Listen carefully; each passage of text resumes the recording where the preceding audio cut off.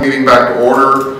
Commissioner Inman, is your phone now working, or your open microphone now working? Yes, I'm back. Okay, thank you. Go ahead with your question for Bridget. It was just related to the May 28th deadline and the fact that everybody is really consumed now with the New World Order. So the governor is considering extending deadlines, and I think if we don't have enough advance time to get the MOU completed, to get it done, working with our MPOs so they understand as well, and then begin to understand how we'll do that. The last thing is we want our whole project work up, so I would encourage us to consider asking the governor, as he looks at pending deadlines, if this is one where we could consider, if we can't get the MOU done in a timely manner, to postpone that implementation of May 28th. Thank you, Commissioner, for your comments. I'd like to ask staff if they could unmute Paul Hahn to provide him the opportunity to respond if he would like to. Staff, can you unmute Paul Hahn, please? Paul? Yes, I believe that I've been unmuted. Can you hear me? Yes. We can. Yes, thank you. I appreciate the concern. Like every agency, we're in response mode to what's going on with COVID. We're looking at steps that we can take to respond appropriately. We are aware of the request that's been identified by the Commissioner.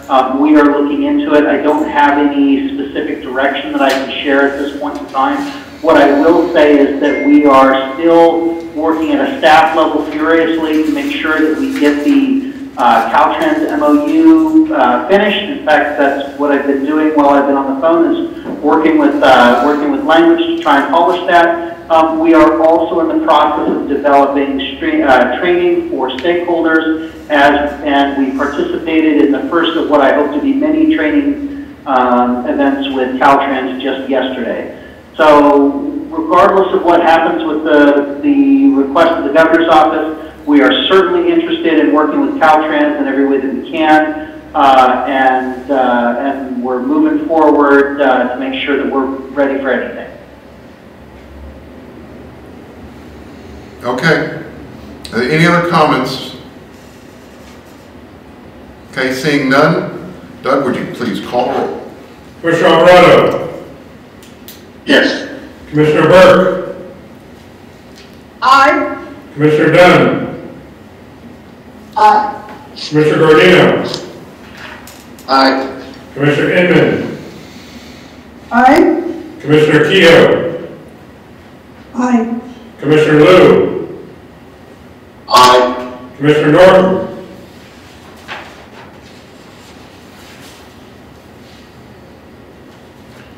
Commissioner Norton? Commissioner Tavoloni? Aye. Commissioner Tavoloni?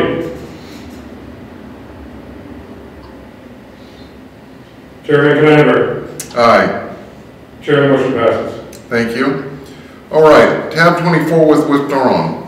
Commissioners, I'd like to make you aware that Commissioner Gardino needs to go into a conference call with the governor's staff regarding COVID-19 now for the next hour. And so, Commissioner Alvarado, would you please take Commissioner Gardino's place in all the places on the working agenda that Commissioner Gardino was supposed to either make a motion or a second? Commissioner Alvarado, would you please take his place? Will do. Thank you. Thank you, Mr. Chair. Thank you, Commissioner Alvarado. All right, now we'll go to item 25. Terry. Commissioners, item number 25 was listed as an action item. Staff doesn't have any recommendations for an action, so this is an information item only. SB1 included a performance requirement to fix not less than an additional 500 bridges over a 10-year period ending in 2027. Using the criteria approved by the Commission at the December 2019 meeting, the Department determined that the baseline number of bridges being fixed prior to the passage of SB1 was 114 bridges per year. For fiscal year 2017-18, the department fixed 214 bridges, and for fiscal year 2018-19, 265 bridges were fixed. Based on that, the department is approximately halfway towards fixing more than 500 additional bridges by 2027. And that concludes my presentation. Are there any questions for Chief Engineer Anderson? Seeing none, we'll now move to item 26. Commissioners, item number 26 is an action item to approve the methodology for calculating pavement level of service or reporting on the SB1 performance criteria to achieve a pavement level of service of 90 or better by 2027. The criteria that the department has developed evaluates the condition of the pavement in 1/10 mile segments, utilizing information gathered through the automated pavement condition survey that the department conducts on 100% of the state highway system lanes each year. The criteria looks at pavement cracking, potholes, and spalling. Based on the defined criteria, the level of service for pavement in 2018 was 95. We expect the department to report on the 2019 condition during their performance reporting at the June meeting. Staff recommends commission approval of the pavement level of service criteria. Do I have I'll entertain a motion and a second. So moved by Commissioner Inman. Seconded by Commissioner Norton. And I'll open it up for questions or comments.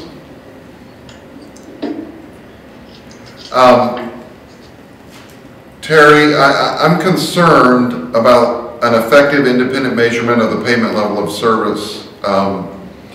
And so in your report, the method contemplated is the automated pavement condition survey.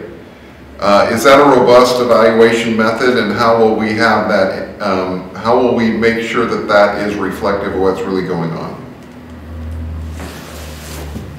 So I would be happy to answer that. Would you like to hear from the department? I know they do have Mike Johnson on the line to answer any questions you might have about the APCS data.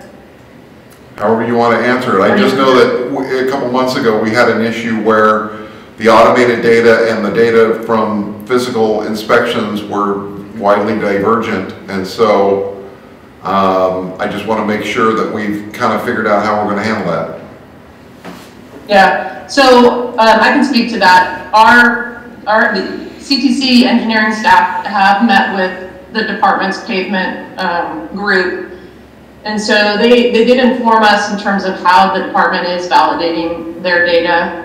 And beyond that, we are having regular meetings with the Inspector General's office, and so this would be an area in which we would offer some guidance or assistance to that office as they look at perhaps doing more of an audit of some of that data, which would probably be more in line with the goals of their office than ours. But we could definitely offer the Inspector General's office some assistance in interpreting some of the data that they're dealing with the department.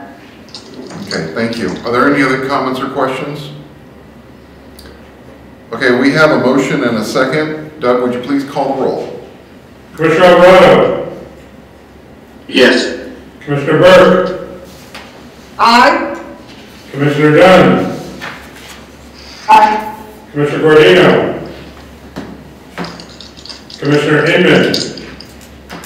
Aye. Commissioner Kehoe? Aye. Commissioner Liu? Aye. Commissioner Norton? Aye. Commissioner Tavoloni? Chairman Knapper? Aye. Chair, the motion passes. Thank you. Item 27, Terry. Commissioners, item number 27 is an action item requesting approval of the evaluation of Caltrans progress towards deferred maintenance and improving road conditions on the state highway system. Additionally, this book item requests that these findings be included in an addendum to the Commission's 2019 annual report to the legislature. The Commission is required to include in its annual report to the Legislature findings on the progress made by Caltrans towards meeting the 10-year performance outcomes. At its December 4th, 2019 meeting, the Commission adopted an evaluation of Caltrans' progress toward meeting the statutory performance outcomes, including SB1 performance targets for pavement goals by 2027. On December 6, 2019, the Independent Office of Audits Investigations issued its final audit report on SB1 pavement performance outcomes.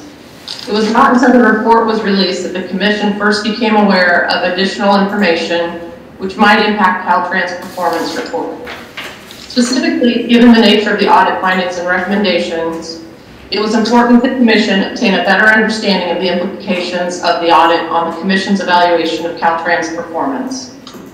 Subsequently, the Commission reviewed the audit findings, met with the state pavement engineer, and prepared a list of questions related to the audit for Caltrans to respond to at the January 2020 Commission meeting. Those questions and Caltrans responses were included as part of the change list items today. Based on staff review and the answers provided by Caltrans, Commission staff finds that Caltrans has demonstrated progress in 2018 toward reducing deferred maintenance and improving road conditions on the state highway system, and is on track towards meeting the SB1 2027 targets. Staff recommends Commission approval of the evaluation of Caltrans' performance and that these findings be included in an addendum to the Commission's 2019 annual report to the Legislature. Do I have a motion? Commissioner Abraham makes a motion. Thank you. Commissioner Liu will second. Thank you. Any comments or discussion or questions? Okay, seeing none. Doug, please call the roll. Commissioner Alvarado. Yes. Commissioner Burke. Aye. Commissioner Dunn. Aye. Commissioner Guardino. Commissioner Inman. Aye. Commissioner Kehoe. Aye. Commissioner Liu. Aye. Commissioner Norton. Aye. Commissioner Tavaloni. Chair Van Knapper. Aye. Chair, the motion passes. Thank you.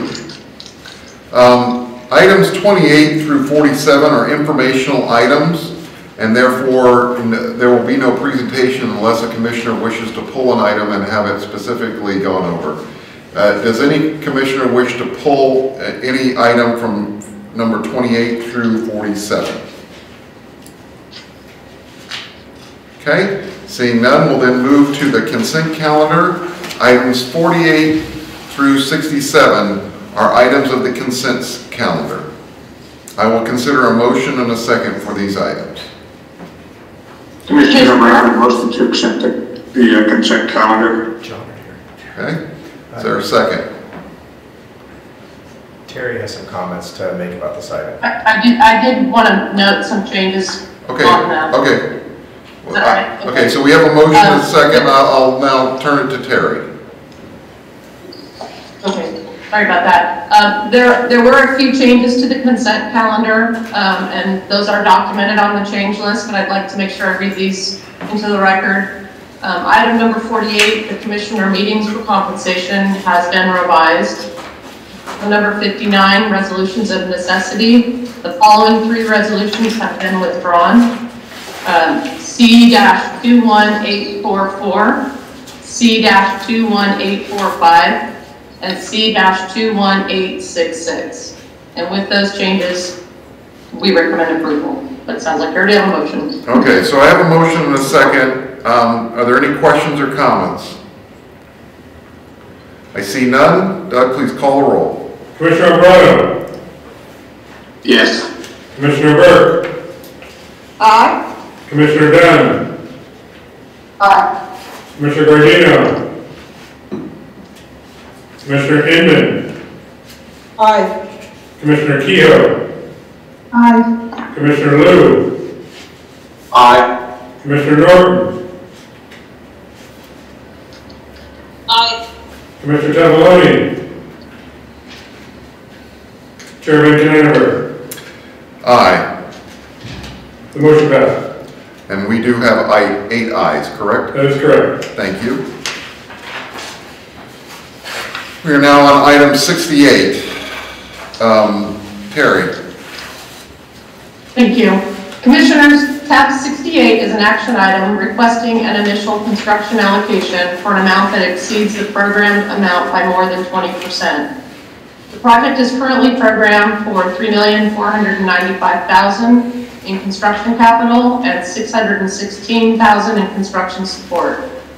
Based on the most recent engineer's estimate, the department is requesting an allocation of $5,186,000 for construction capital and $816,000 for construction support. The primary reason for these cost increases is cost escalation due to a delay in delivering the project. Staff recommends commission approval. Commissioner Alvarado, move it. Okay, Commissioner Redmond will second. thank you. Any discussion? Any questions? Staff?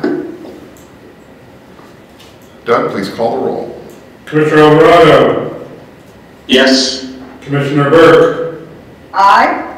Commissioner Dunn, Aye. Commissioner Gordino, Commissioner Inman, Aye. Commissioner Kehoe, Aye. Commissioner Liu, Aye. Commissioner Norton, Aye. Commissioner Tavoloni, Chairman Knaver. Aye. Motion passes. Could we have someone try to reach out and figure out if Commissioner Tavoloni is having technical difficulty? They just reached out to us. Thank you, thank you. All right, we are going to consider tabs 69 through 71 together. So I will now ask Terry to go through those items. Sure. Commissioners, tabs 69, 70, and 71 are requests for additional funding for support for 3 SHOP projects. Staff has reviewed the request for additional funding for each project and recommends commission approval. I'll call for a motion. This is Commissioner Liu. I'd like to recommend that we adopt staff's recommendation. Commissioner Alvarado, second. We have a motion and a second for tabs 69 through 70. Are there any public comments or commissioner comments? Seeing none, Doug, please call.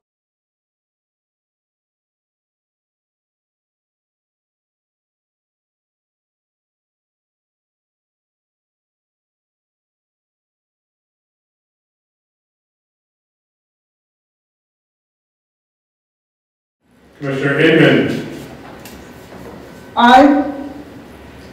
Commissioner Kehoe, Aye. Commissioner Liu, Aye. Commissioner Norton, Aye. Commissioner Tavoloni, Chairman Knaver. Aye. Motion passes. Thank you. We will consider items 72 and 73 together. Terry. Okay. Thank you, Commissioner. Commissioners, tab 72 and 73 are action items requesting additional funding to complete construction on 2 SHOP projects. Number 72 is a safety improvement project on State Route 36 in Trinity County. Number 73 is a bridge rehab project on State Route 99 over the Stanislaus River. And both of these are currently in construction. Staff has reviewed the request for additional funding and recommends commission approval. We Commissioner Dunn moves staff recommendation. Thank you. Second by Kehoe. Second by Kehoe. Thank you. Okay, I'll open it for comments or questions. Any questions or comments from the commission? I would just add, I know District 10 is listening. I just would say, and they don't have to respond today, I'm challenged to understand a 42% increase in capital construction for what was and is going to be just a 1-season delay. So I urge District 10 to negotiate with the contractor to find a more reasonable figure to complete this project. So, and with that, I'll ask Doug to call a roll. Commissioner Alvarado, Yes. Commissioner Burke, Aye. Commissioner Dunn, Aye. Commissioner Gardino, Commissioner Inman, Aye. Commissioner Kehoe, Aye. Commissioner Liu, Aye. Commissioner Norton, Aye. Commissioner Tavallone, Chairman Knander. Aye. Motion passes. All right, thank you. Tabs, we'll now combine tabs 74 through 80 and tab 82. Just to note, tab 81 has been, has a... Take it with the next group. We're taken with the next group, right? Okay, so, just so we understand, it's tabs 74 through 80 plus 82. And with that, John, who's gonna take the lead on this? Yep. Okay. Yep, I got this. So, in two groups. So for items 74 through 80, these are action items to amend the SHOP, the Local Partnership Program, the State Route 99 Bond Program, the Trade Corridors Improvement Fund Program, the Trade Corridor Enhancement Program, and the High Speed Passenger Train Bond Program. And item 82 is an action item to approve the California Natural Resources Agency's 2019 Environmental Enhancement and Mitigation Program. Please note the changes on the change list for item number 79 and item number 80 has a yellow replacement item. Staff has reviewed these items and finds that they are consistent with program guidelines and recommends approval. I'll second it after. Commissioner Norton, did I miss Commissioner Norton moves approval. Okay, we got a motion by Commissioner Norton and a second by Commissioner Burke. Is there any comments or questions from the public? No. Are there any commissioner questions or comments? No. Doug, please call the roll. Commissioner Alvarado, Yes. Commissioner Burke, Aye. Commissioner Dunn, Aye. Commissioner Gordino, Commissioner Inman, Aye. Commissioner Kehoe, Aye. Commissioner Liu, Aye. Commissioner Norton, Aye. Commissioner Tavallone, Chairman Knander. Aye. Chair, the motion passes. Thank you. So please note that we will now move to tabs 81 and 83 through 101. 81 and 83 through 101. John, you're up. Yep, Commissioners, items 81 and 83 through 101 are action items to allocate funds for multiple projects in the High-Speed Passenger Train Bond Program, the 2019 Environmental Enhancement and Mitigation Program, the SHOP, the STIP, the LATIP STIP, the TIRCP, the LPP, the TCEP, TCIF, and ATP programs. Please note there are changes on the change list for items number 86, number 91, and 100, and item number 81 on the change list has a yellow replacement item. Also, as noted on the change list, staff is recommending to allow 12 months to award for all construction allocations unless otherwise specified in the vote box. Staff has reviewed these allocation requests and finds that they are consistent with program guidelines and recommends approval. Alvarado moves it. Dunn seconds. We have a motion by Alvarado and a second by Dunn. Are there any public comments on this item? No. Are there any commissioner comments on this item? Seeing none, Doug, please call the roll. Commissioner Alvarado, Yes. Commissioner Burke, Aye. Commissioner Dunn, Aye. Commissioner Gordino, Commissioner Inman, Aye. Commissioner Kehoe, Aye. Commissioner Liu, Aye. Commissioner Norton, Aye. Commissioner Tomboloni, Chairman Knapper. Aye. The motion passes. Thank you. Tabs 102 through 104 have been withdrawn. So 102 to 104 have been withdrawn, which means we are now on tab 105. Terry. Thank you, Chair. Commissioners, tab 105 is an action item requesting time extensions to award the contract on 4 shop projects.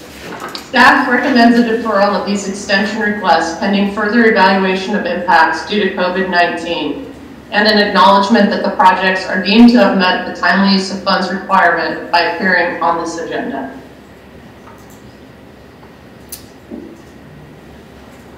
Commissioner Alvarado, can you make a motion, please? Yes, so moved. Give a second. Commissioner Dunn, second. Okay. We have a motion by Alvarado, a second by Dunn. Is there any public comment on this item? Is there any commissioner comments on this item? Okay, I will. I had a question. Yes, Commissioner Norton? And yes, I had a question on the Encino pedestrian bridge, and wanted to find out a little bit more information about what Caltrans plans to do in the ensuing months to make sure that there's public participation in creating alternatives that the community was supposed to come up with. Okay, I'm looking at the attendees. I do not see John Belinsky listed. And I'm not sure if we have any other hands up. Do we have District 7 listed?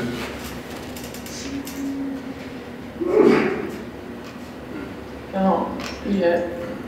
No John Belinsky, no District 7? Is there anyone from Caltrans who wishes to answer the question?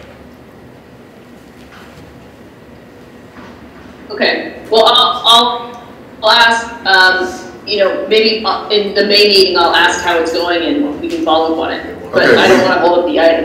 Okay. Okay. We do have I will let them know. I thought that he was going to be on the line. Okay, it looks like we have Okay. someone who wants to speak from the public. Yes, we have Gloria Roberts. Gloria, you are now muted and free to speak. This is Gloria Roberts from District 7. Can you hear me? We can. Okay.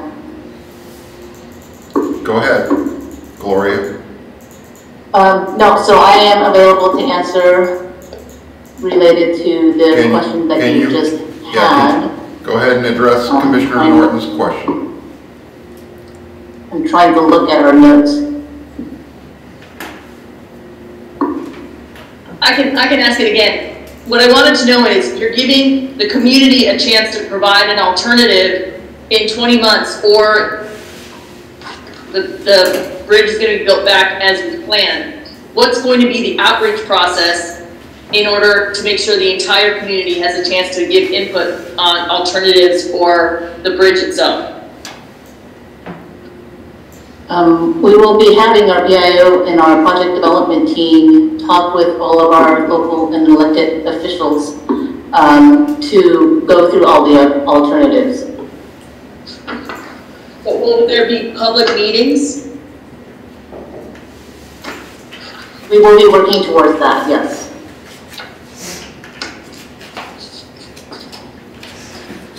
So this is Mitch Weiss. Can we get some more detail on the outreach process at the May meeting? We can definitely do that, thank you. That'd be fine. Okay. Thanks. Are there any other questions? With that, I'm fine. Are you good, Commissioner Norton? Yep. Okay. Are there any other questions or comments on this item? With that, I'll have Doug please call the roll. Commissioner Alvarado, Yes. Commissioner Burke, Aye. Commissioner Dunn, Aye. Commissioner Gordino, Commissioner Inman, Aye. Commissioner Kehoe, Aye. Commissioner Liu, Aye. Commissioner Norton, Aye. Commissioner Tamboloni, Chair Van Canenberg. Aye. Motion passes. At this time, I'll call on Commissioner Norton, who I believe indicates is wishing to recuse on an upcoming item.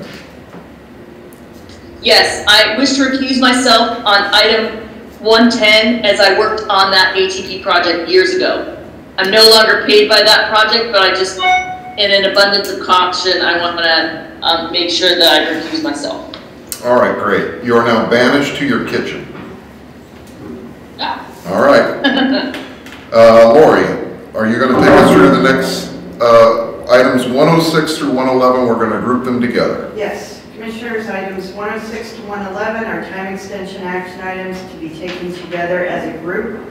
Staff recommends deferral of these time extension requests pending further evaluation of impacts due to COVID-19. This is also an acknowledgement that the projects are deemed to have met the timely use of funds requirements by appearing on this agenda. Thank you. I'll entertain a motion. This is Commissioner Liu. I will move the staff's recommendation for these items. Okay. Commissioner Dunn, second. So I have a motion by Liu and a second by Dunn. Is there any comments or questions from the public? Any commissioners who wish to speak on this item?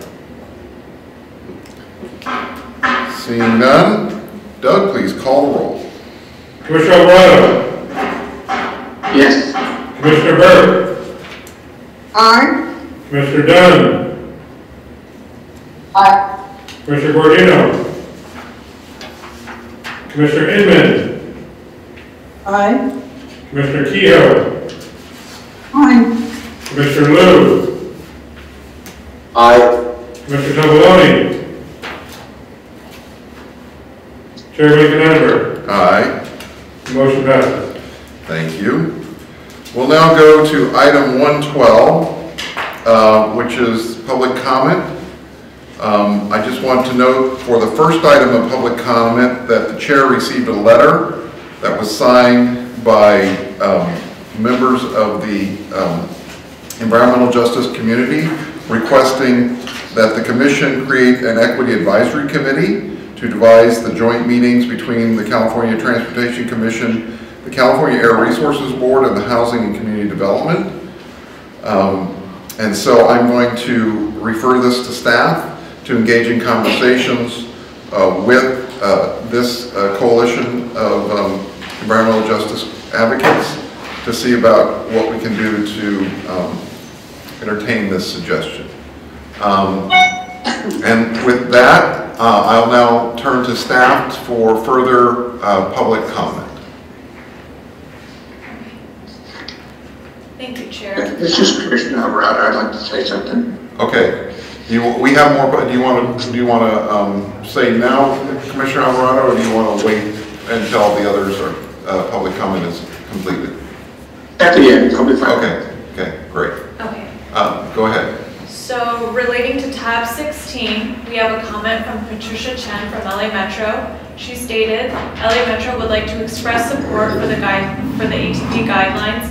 Extensive outreach was conducted and many issues were settled. We would still like to see a future effort to resolve outstanding issues with standard statewide disadvantaged community definitions so that regional definitions are not needed. Thank you very much.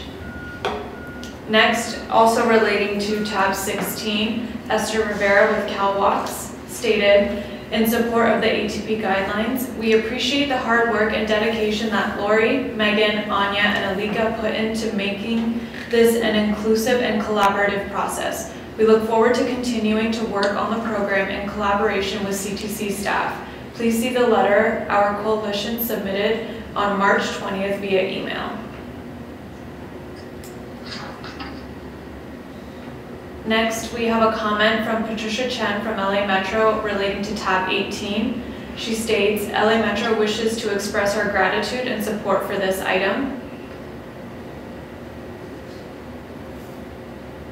And finally, we have a comment from Margie Kern from SBCAG relating to item 99 stating, I have the following comments. SBCAG and Caltrans greatly appreciate the continued investment and support of the CTC with Santa Barbara US 101 multimodal corridor. With this allocation of Phase 4A, SBCAG and Caltrans will be able to start construction in April to continue the progress of our corridor and support the state's economy.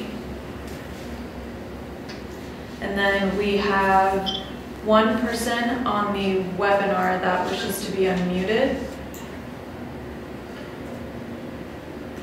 Yes, Joe Phil, you are now unmuted and free to speak.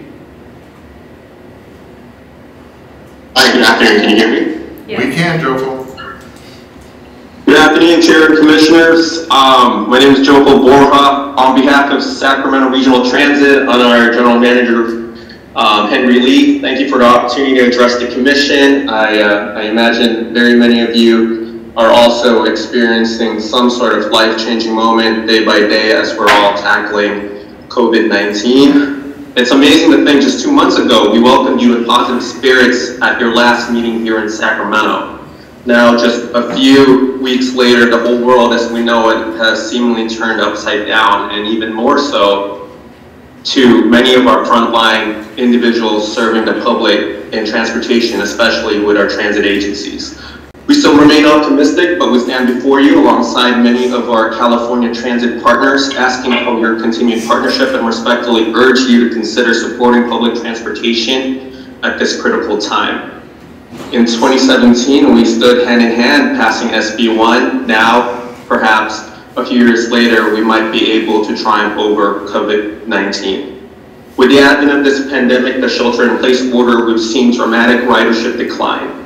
Alongside many of our transit partners all throughout the state, we respectfully urge you to support any emergency state funding to offset anticipated and direct costs of revenue losses associated to the pandemic. This is essential to preventing severe disruptions to transit service that would limit mobility for the most economically distressed here in Sacramento, all throughout the state, and further undermine our regional economy.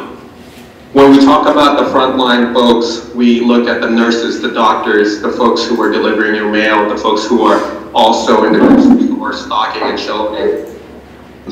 Behind the scenes, it's actually our public transportation officials as well as our public transit partners and workers who are getting these folks, especially in healthcare delivery, to the respective jobs. Respectfully urges the administration and CTC to consider supporting any means through SB 89, as well as any future supplemental budget appropriation. In light of the existential crisis that public transit agencies face, it's imperative that we streamline any fiscal support and ensure geographic and equitable distribution. Furthermore, we urge the CTC and administration to also consider policies to ensure that decreased ridership does not negatively impact transit providers and explore easing any other regulatory or administrative challenges. That's all for me. We really appreciate the time to addressing the Commission, and I'll be more than happy to answer any questions. We have been communicating with CalSTA, Caltrans, the governor, as well as our federal partners, but we appreciate any partnership that you might be able to send us our way as we are tackling with this pandemic. Thank you so much, Chair and CTC staff. Thank you, Jofel.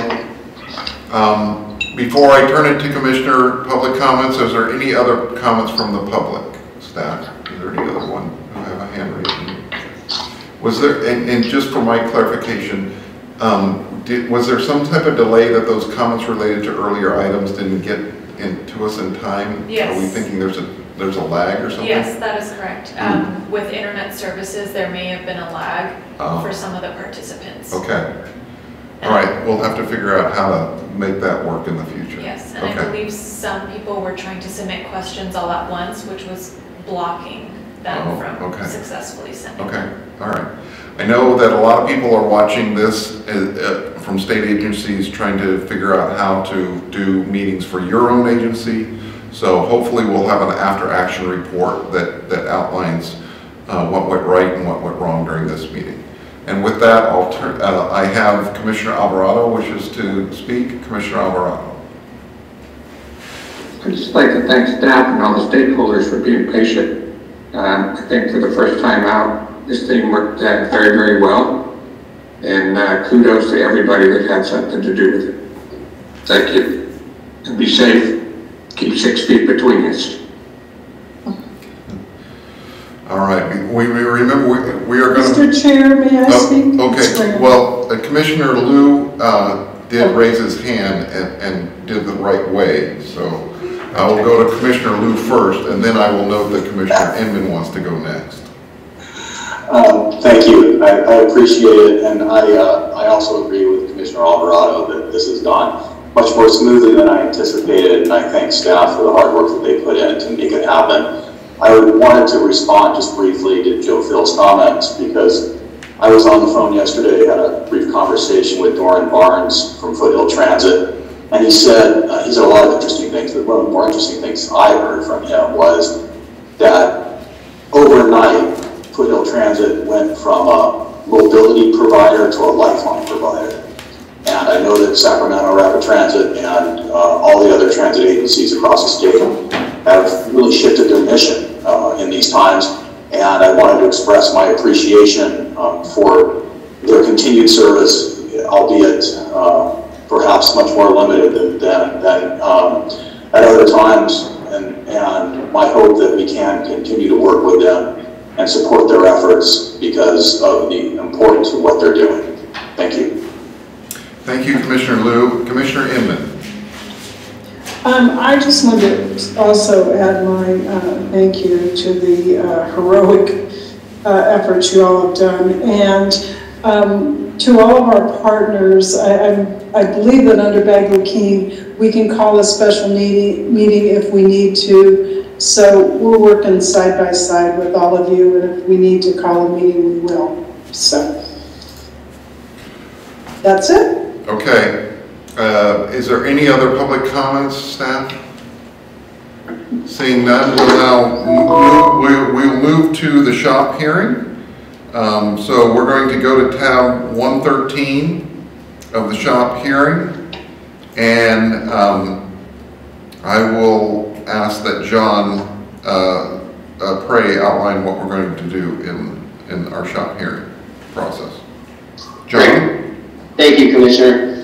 The next two items, number 113 and number 114, are both information items providing background information about the proposed 2020 shop in preparation for the Northern California and Southern California shop hearings, which will come next. In accordance with Executive Order N-29-20 issued by Governor Newsom on March 17, 2020, the Northern California and Southern California shop hearings will be held via webinar, and as such, we've included both the hearings in this agenda following as items 115 and 116. For item number 113, I will now provide the statutory requirements for the State Highway Operation and Protection Program, otherwise known as the SHOP. Government Code Section 14526.5 requires the California Department of Transportation to prepare and transmit to the Commission by January 31st of each year a 4-year shop. It further requires the Commission to review the shop relative to its overall adequacy and consistency with the Transportation Asset Management Plan, and to hold at least one hearing in Northern California and one hearing in Southern California. After finding that the shop is consistent with the Transportation Asset Management Plan, the Commission shall adopt the shop and submit it to the Legislature and the Governor not later than April 1st. Of each even-numbered year. The Commission may decline to adopt the shop if it determines that it is not sufficiently consistent with the Transportation Asset Management Plan.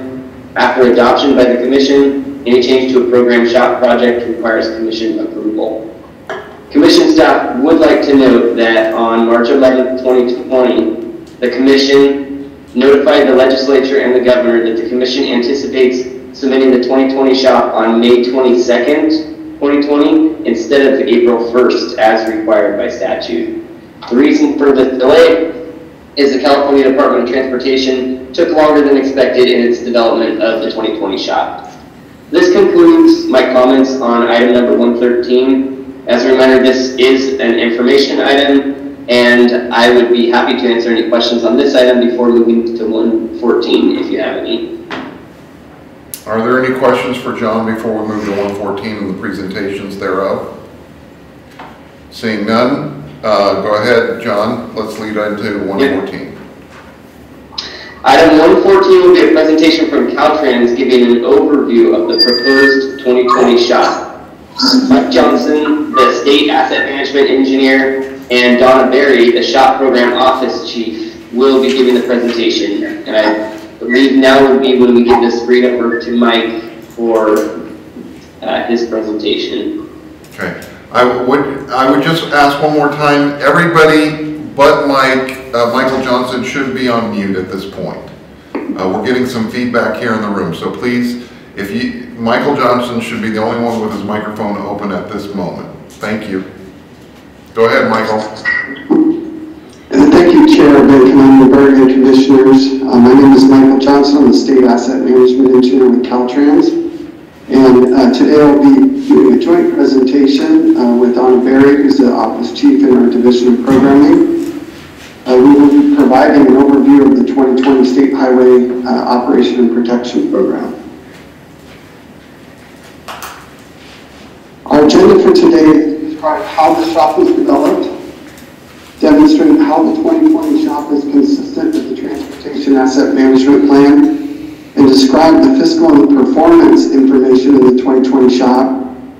We will then be providing a tour of an example project, as the SHOP is predominantly a large listing of projects, and then we'll outline the remaining schedule for the 2020 SHOP. I'd like to start by reminding the Commission that the 2020 SHOP is different than any SHOP ever built. It was the product of a very deliberate and performance-focused set of asset management business processes that we put in place dating back to 2017. These business processes moved the development of the projects and the specific performance of those projects from headquarters-focused programs in Sacramento to district-focused asset managers local to each of the projects. Complete project lists are published quarterly now in the SHOP 10-year project book and made available to the public. So moving into the 2020 SHOP, this was simply just a matter of taking the next 4 years of work, or actually the next 2 years with the carryover, and presenting that in the form of this SHOP. So I want to start by showing how projects in the 2020 SHOP are directly connected to the Transportation Asset Management Plan. This plan was adopted by the Commission in 2018, and it sets a very high-level set of targets and expected outcomes. The Transportation Asset Management Plan looks at statewide targets for 4 core assets: pavements, bridges, culverts, and transportation management systems, and a number of supplemental physical assets. However, this plan is quite an accomplishment, and California was the first in the nation to have one submitted and certified by the federal government. This plan itself is not in enough detail to be operationalized. Recognizing this, we developed in 2017 the first State Highway System Management Plan. The primary difference with the State Highway System Management Plan is that this plan takes the performance-based concepts that were done statewide in the Asset Management Plan and in effect repeats them for 12 different districts. In addition, the State Highway System Management Plan extends the objectives that are represented beyond those physical assets in the TAM to include other objectives that are funded within the SHOP. The result is that we have district-tailored plans that recognize the inventory, the condition distribution, and the pipeline of work in all 12 of our districts, so that we have a very detailed understanding of what work is necessary for each of our districts to do, so that statewide we can achieve the targets that have been established. We used the 2017 State Highway System Management Plan to produce district-level performance targets that provided specific performance outcomes that each of the districts were asked to achieve and provided each of the districts a budget to achieve those targets. It should be noted that in this 2017 plan, the department shifted from asset-based siloed funding to providing a lump sum funding target for each district in order to accomplish all of the performance that was established in the plan. This has allowed the districts to combine work together into projects that are more economical and take advantage of economies of scale in environmental, traffic management, and possibly in the right-of-way areas in conducting their work. The districts receive these performance plans and targets, and then the job for them is to figure out how to get this performance accomplished within the projects. The district defines these projects and all of the performance that these projects are achieving in a piece of software that the department utilizes, and those outcomes of projects are presented in the 10-year project book. This project book is in 2017, or the outcome of 2017 was actually the first time that the department had ever produced a set of projects that backed up the 10-year plan that we had submitted. These projects are specific to location, specific to the type of work that's being conducted, and to the best of our knowledge have accurate information for schedules and costs. Now, when we're scheduling things 10 years out in the future, things are subject to change, and that's why we update this book every quarter and make it available to the public. As we finished the fiscal year last year, we required all the districts to bring their books into fiscal constraint to verify that they were achieving the performance targets that were set out in the performance plans. Once we did that, the portfolio was set, we moved those into the 2020 shop, as you see it before you today. I will remind the Commission that in addition to the work that we're doing, annually we are reassessing where we are with respect to our accomplishments to achieve the commitments that we made in Senate Bill 1 and the Asset Management Plan. And as we reevaluate where we are, we have opportunities to adjust our management of this entire process that you see on the screen to reflect any increases or decreases that we may need to propose going forward. So it is through this 6-step process that's shown on the screen that we can say without question that the projects that you see before you in the 2020 shop are a direct reflection of the Transportation Asset Management Plan adopted by the Commission. When we look at physical assets, I mentioned we look at a number of different models, but when we look at the physical assets, we are looking at the most recent condition of those assets. We are modeling in the expected deterioration of those assets over time. We're looking at the work that we've already put forward both in the shop and outside of the shop, and we're also trying to anticipate any growth that may be occurring in the inventory. Through this sort of deductions and credits, if you will, we look at the net outcome of all of this, and this is what allows us to see whether we're going to be making progress or not making progress. So this helps us look at our 10-year performance gap, and I think the simplest way to describe this is that we are trying to run a marathon with Senate Bill 1 and with the work of the Transportation Asset Management Plan. This marathon is a 10-year time duration, but has very different sets of performance requirements depending on the individual asset or objective that we're looking at. But this 10-year performance gap is actually comprised of contributions that come from the shop, shown in blue, and from other programs, including statewide competitive programs, the Caltrans maintenance programs, and others that are all contributing to improve performance on the state highway system. As we look at the shop component of this marathon, we can further break that down into the work that was done in the 2018 shop and what's proposed here in the 2020 shop, and then what we have to do beyond the 2020 shop to bring this home and achieve these goals by 2027. As we look at the 2020 shop, we look at this marathon that we expect the shop to run and these accomplishments that we expect. For example, if we look at pavement, I'm showing here the 4 core assets, but if I look at pavement, our prior shops are expected to achieve 36% of that 10-year goal and gap.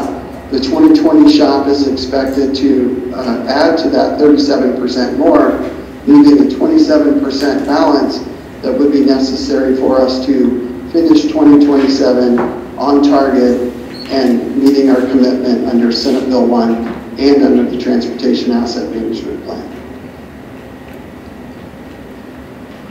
I'm going to quickly run through some of the what we call quick facts. The 2020 shop has 881 projects. 315 of these projects are new. 566 are carrying over from the 2018 shop. So we see approximately 1/3 new, 2/3 carryover. That's largely a function of coming out of the gates very hard and very fast when Senate Bill 1 passed. We programmed a lot of projects and a lot of them are carrying forward into this shop. We have a projected total project value of $19.6 billion, covering the 4 years from 2021 to 2023-24 fiscal years. On the right side of the screen is a breakdown of the anchor objectives that we look at in the shop. This is just a partial listing, and then the percentage of the total project cost that is attributed to each one. Now I will note that even though we see an anchor objective, for example, of pavement at 45.5% of the total proposed 2020 shop, that simply means that pavement is the largest or anchor component of the project. It does not mean that all of those funds are being spent on pavement itself. We are typically doing a lot of complete streets work in our pavement projects. We're doing a lot of transportation management system work. We may be doing drainage work. As we are approaching these projects and with the new flexibility that the districts have to combine work together, they are packaging projects in such a way that most of them have anywhere from 7 to 10 different performance objectives being accomplished in each one. However, by dollar value, in this example, pavement is the driving dollar component.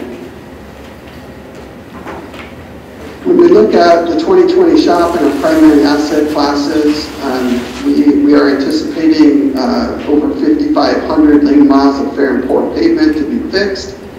We're expecting over 7.5 million square feet of bridge deck area, which we estimate to be on approximately 220 bridges are anticipated to be fixed.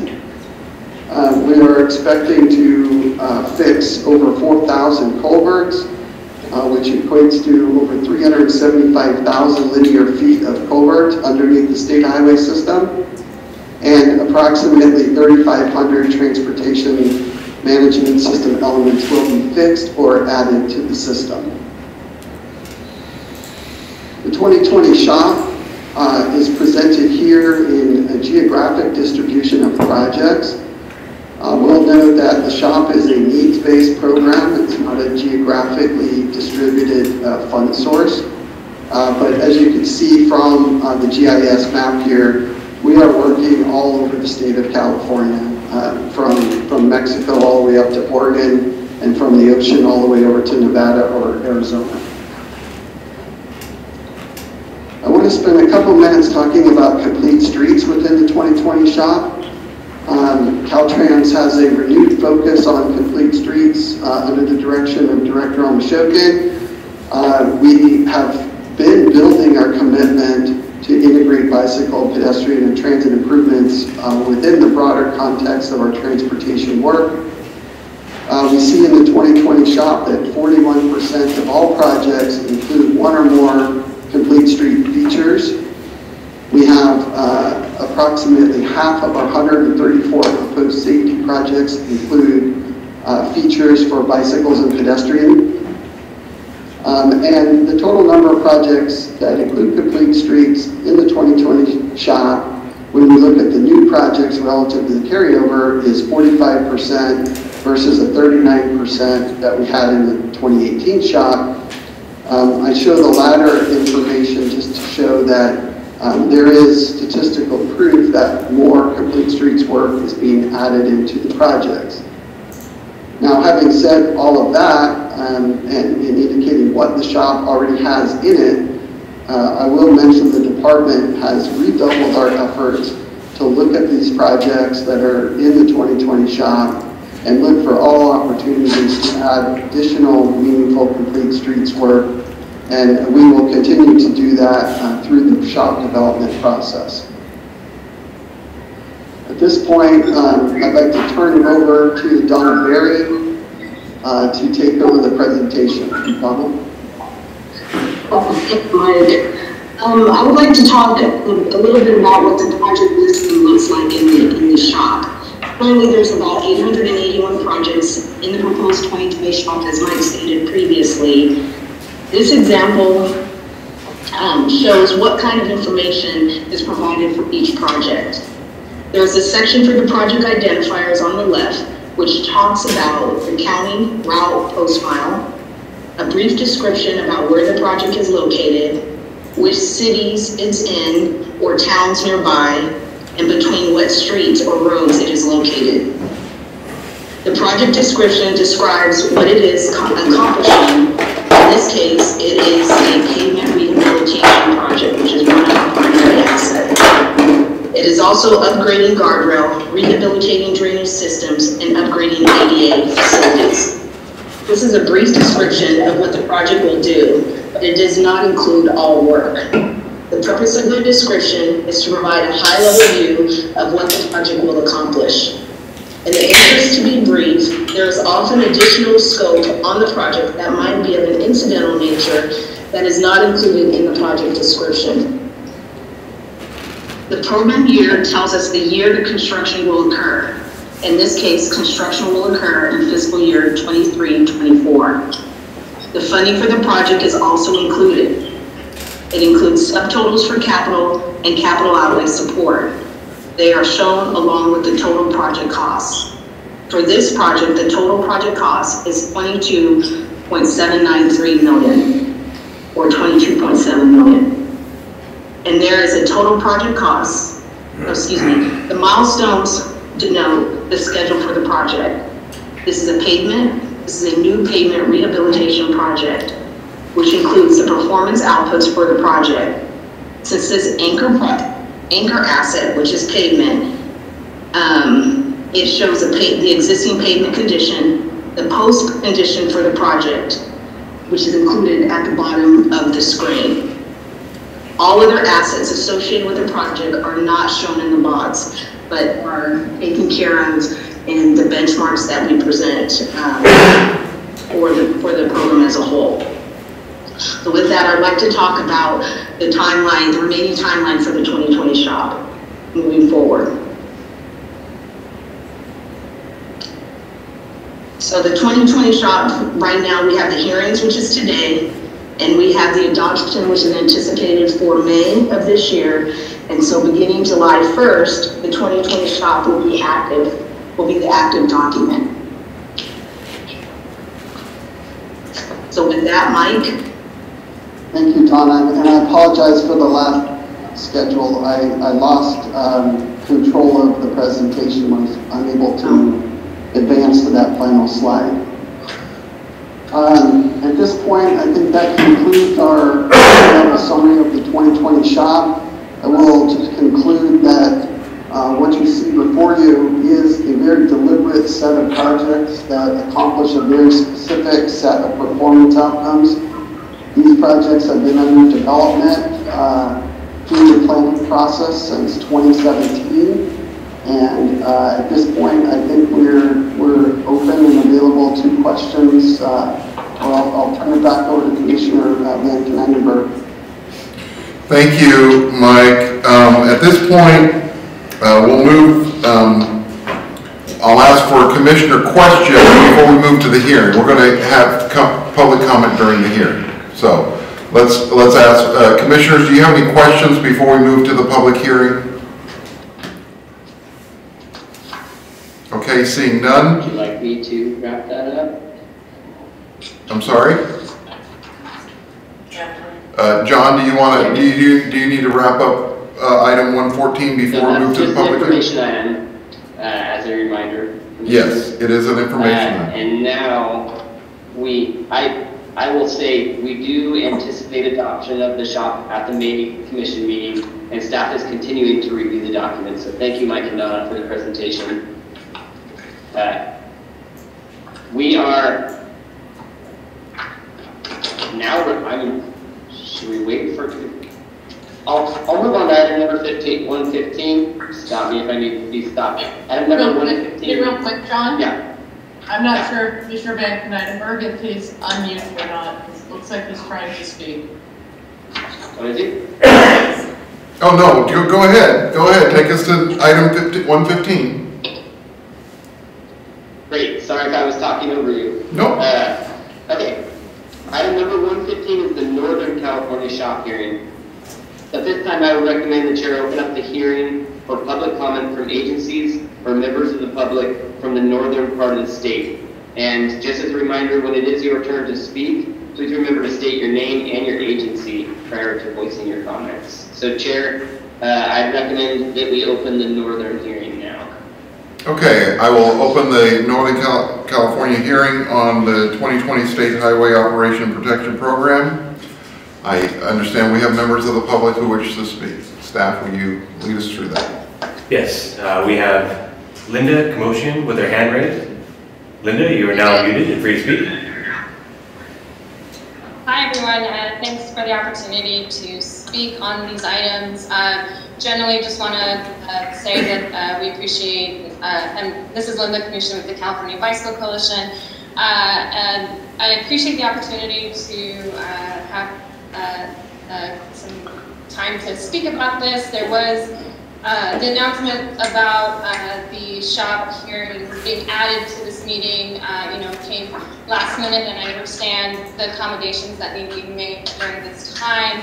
And generally, I want to say that this webinar went really smoothly, and I would actually encourage the commission to continue to have the ability for folks around the state to be able to comment remotely if that's feasible in the future. Just looking at the attendee list, I noticed a number of our local partners and advocates who normally would not be able to make a meeting. So thanks for that opportunity. I just wanted to get some clarification on how, given that this was added as a hearing, there was, the hearings were set for a different time, and the shop is going to be adopted at the next commission meeting. We're in the process, along with our partners, at looking at the detailed project information documents.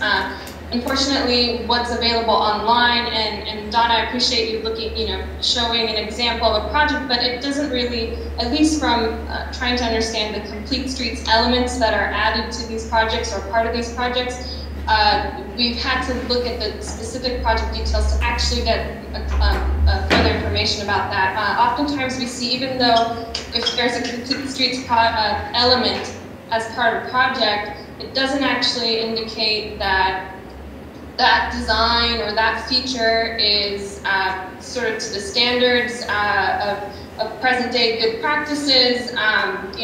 We needed to look a little bit deeper. And so all that to say is that we are looking to provide more detailed comments and feedback, so like clarification on what's the sort of timeline or time frame for that to be accommodated and received.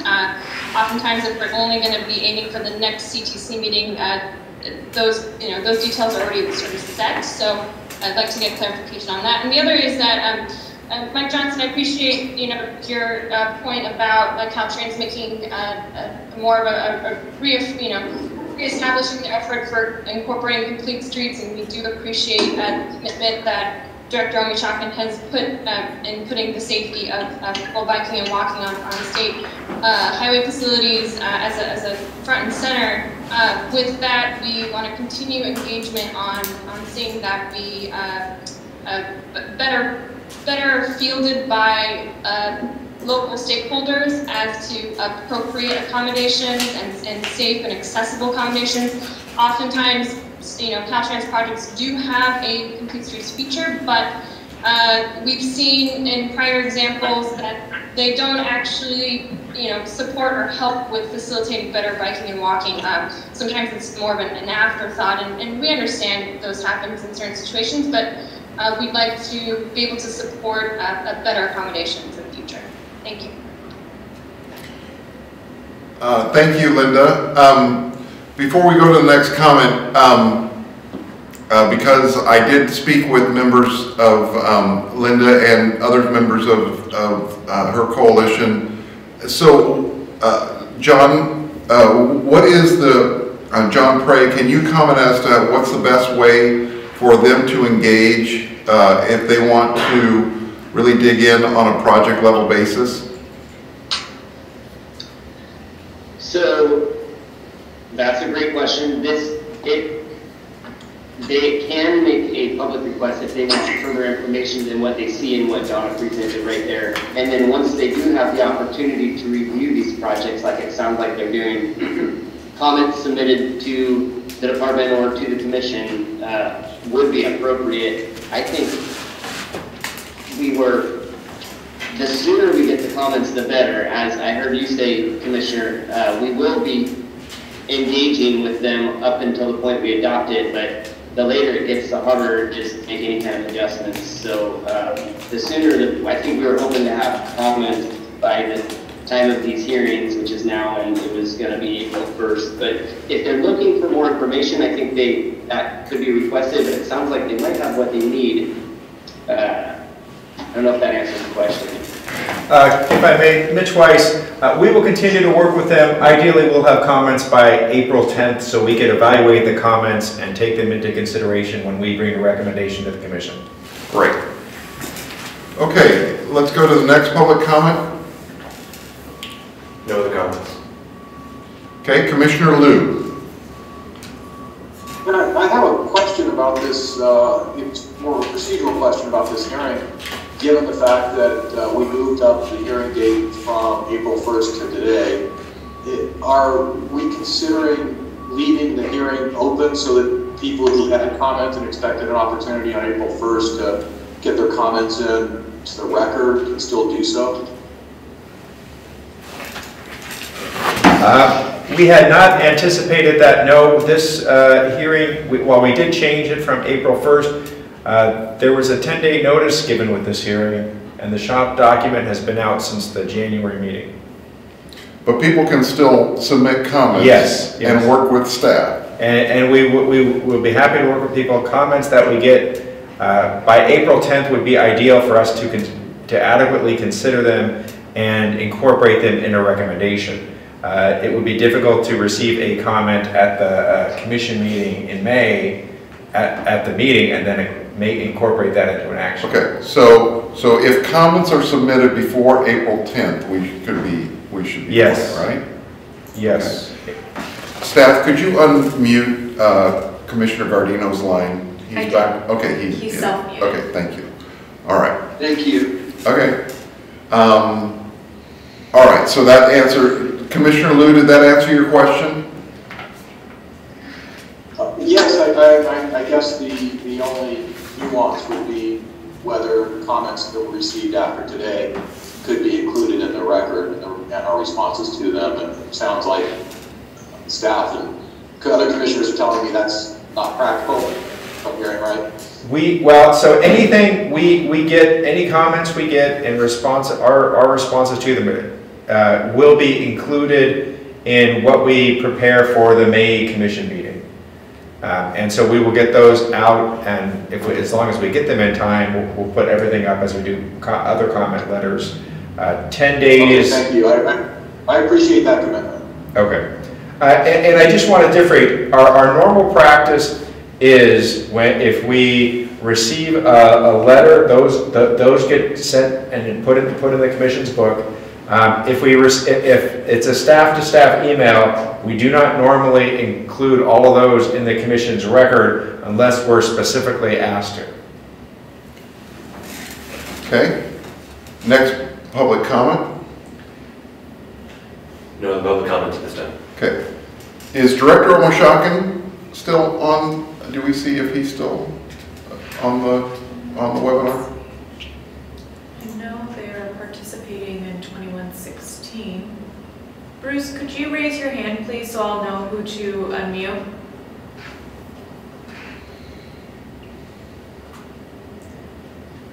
Stephen Keck, I see your hand raised. You are now unmuted and free to speak. Thank you. Hi. Chairman, I'm here. Okay. Thanks. Do you have any? I know that this is a priority to you, the complete streets. Is there any comment you want to make on this issue? I just want to make sure you had a chance to comment before we move off this issue. No, I'll just say very, very briefly. I appreciate the comments that were shared by Linda and representing her organization. The comments that she shared just a while ago, and we are sort of doubling down on this issue. I want to thank Michael Johnson and Donna and the entire programming staff for all their efforts to look as closely as possible at opportunities to do more in this particular space. So this is going to be a priority for us. We've identified modality as a priority for the department, and the shop presents one of those opportunities to find those opportunities to improve modality across the state. So we will be doing our part from Caltrans, and thanks to the CTC, thanks to you, Chairman, as well, for your support of this issue overall. So we'll be doing our part at Caltrans, and thank you for the comments that have come in so far on the shop. Thank you, Director. Okay, is there any commissioners who wish to speak at this time of the hearing? If not, I'm going to close this hearing. Okay, the hearing is now closed. At this time, I'll go to 116 and open the Southern California hearing for the 2020 State Highway Operation Protection Program. John, is there anything new you want to add? Nothing new. Same as the last one. Anybody from the southern region, if they would like to make a comment. Okay. I will now turn to staff and I'll give you a moment because of the lag that we had before. I want to make sure that we don't miss any opportunity to have anyone speak. Give it a minute. There's no public comment this time. No hands raised, no public comment. And do we have any commissioners who wish to speak? Okay, seeing none. Okay, I will close the Southern California hearing. And now I will move to public comment, item 117, public comment. Okay. Okay. Okay, so we now come to the time of adjournment. And today, you know, this crisis has seen the best of California. And I want to applaud people who are taking the words of our leaders seriously and self-isolating and social distancing. I know that this has led to many inconveniences, but we appreciate you continuing to do that. I want to thank that we are seeing the best of, we're seeing a lot of people helping people in neighborhoods and in communities all over the state, so thank you for that. However, we are aware of people who have contracted COVID-19. We are aware of people who have been economically displaced because of COVID-19. And so continue to practice generosity, continue to practice empathy, and I wish you all good health and stay well. This meeting is adjourned.